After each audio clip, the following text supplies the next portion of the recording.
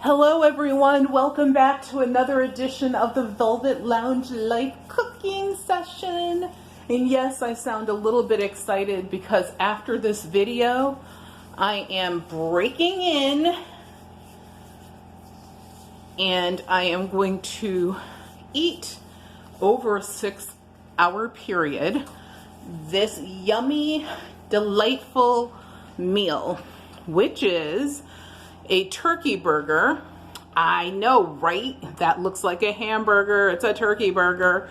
And what I did is I topped it with some of my pickled onion, which I pickled myself, and some, I know this is weird, but my own homemade sauerkraut, which once again, I do have a video out there where you can check out my sauerkraut.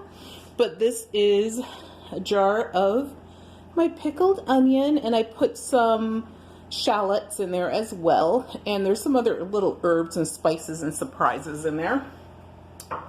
And I also have an avocado, a drizzle of tahini, a little shot of mustard, and a little bit of a balsamic dressing, which is made by Newman's Own. That is going to be super duper tasty. And what I use, and I have this in one of my previous videos, are these sandwich rounds, because obviously a lot less bulk than eating a bun. And also, to me, it makes a little more sense than using a slice of bread, but you could toast a really good piece of rye or sourdough bread, just slice it thin and enjoy it with that as well. And I did toast my little sandwich rounds. So what are we here about today? Today we are here, and yes, Teddy is back there as my assistant again. Hi, Teddy. And we are going to make really quickly some sweet potato fries with rosemary. It's one of my favorite quick indulgences. I consider it to be, but honestly, it's relatively healthy. One, you're using sweet potato fries versus using a white fry. So you're getting a lot of beta carotene and fiber and other nutrients from these beautiful fries.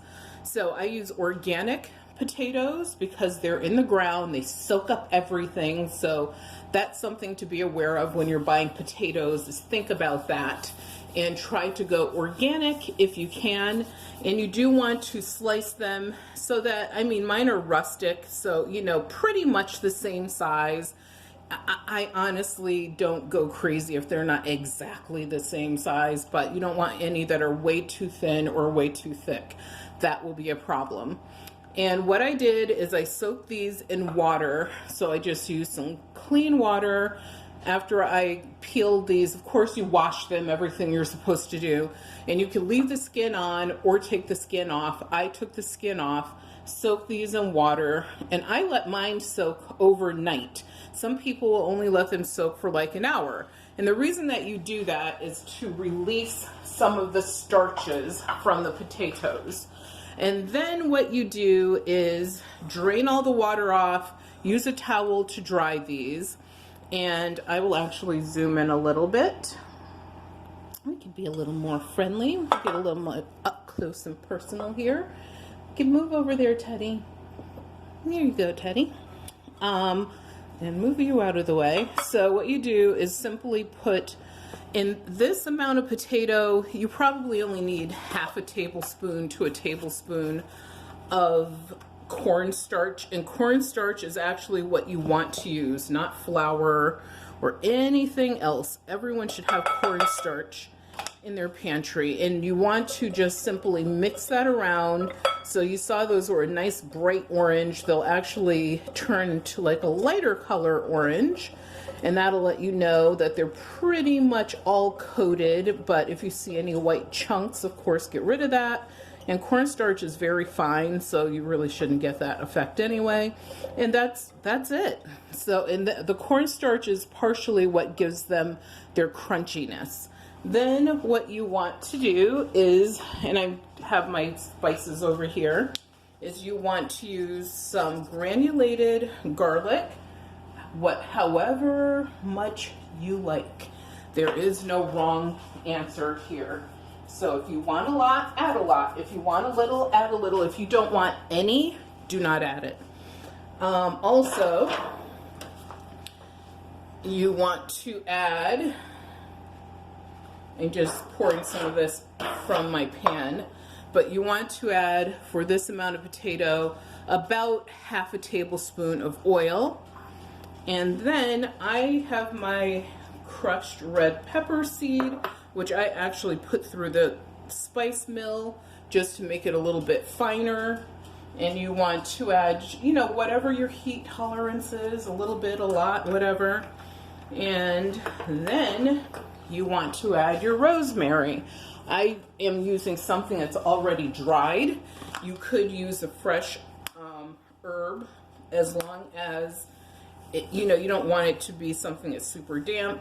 That's why I'm just going in with this dried rosemary. And what I do is I sort of just crush it up by rubbing it together with my fingers, put that in, and then just mix everything up with your hands. Now, if you want to add some other flavors that you enjoy, some people might want to add a little bit of lemon zest. Actually, when I soaked my fries overnight, I used water, but I did squeeze maybe 2 or 3 tablespoons of my lemon squeeze in here.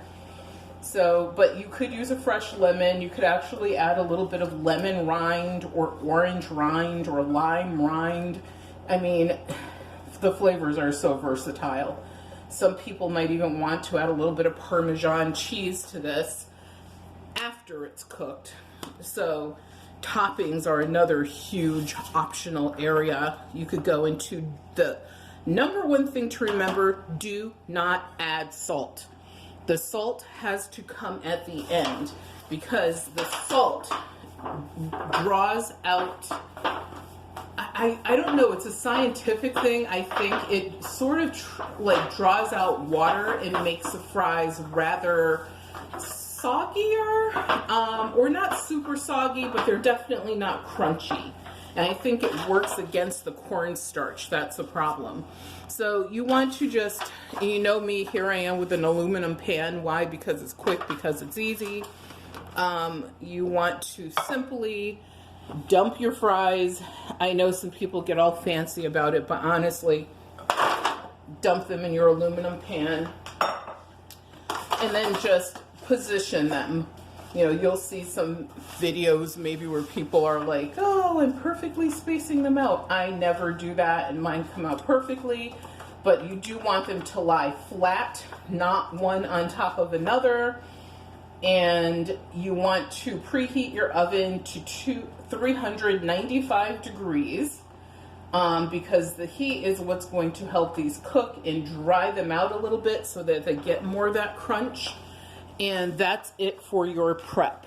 And then you put these in the oven for, and I put mine in for like 35 to 40 minutes because I really want them to be kind of crunchy. And not super crunchy, but you know, just enough where it makes sense. So after that's done, what you want to do is arrange Teddy. So he's back in the picture. Hi, Teddy. He's like, hi, Mama. Since I didn't have a boy child, I guess this will be the boy child. Because thankfully I had a girl child. Yay! Girl child children are the best. And yes, he can hold the card with his chin. I know, there's nothing, you know us, we're unedited here, so you get all the fun, the frolic, and the weirdness. So then after your fries are done, you end up with a masterpiece like this. All right, Teddy, get back. And it makes a great meal. You know that I do intermittent fasting, which is having one meal a day. And I try to eat within a 6-hour period. And like I said, at the end of it all, that is when you want to, you know, if you want salt, add it. If you don't want salt, do not add it. It's completely optional. You know, I don't use a lot of salt, but on this I will, you know, give it just a little quick sprinkle. And that's it. So I just want to, because I was making these fries, and I was like, you know what? They're so easy. I mean, you could, and it doesn't take long to prep them, as well as it does not take long for you to put them in the oven, go do 30 other things, come back, and they're done. And actually, 40 minutes, 35 minutes, you know, depends upon your level of crunchiness. Actually, off camera, I'm going to snatch one of these fries.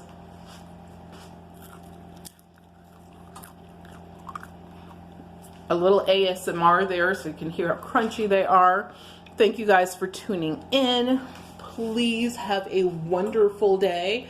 And also remember that your health is your wealth.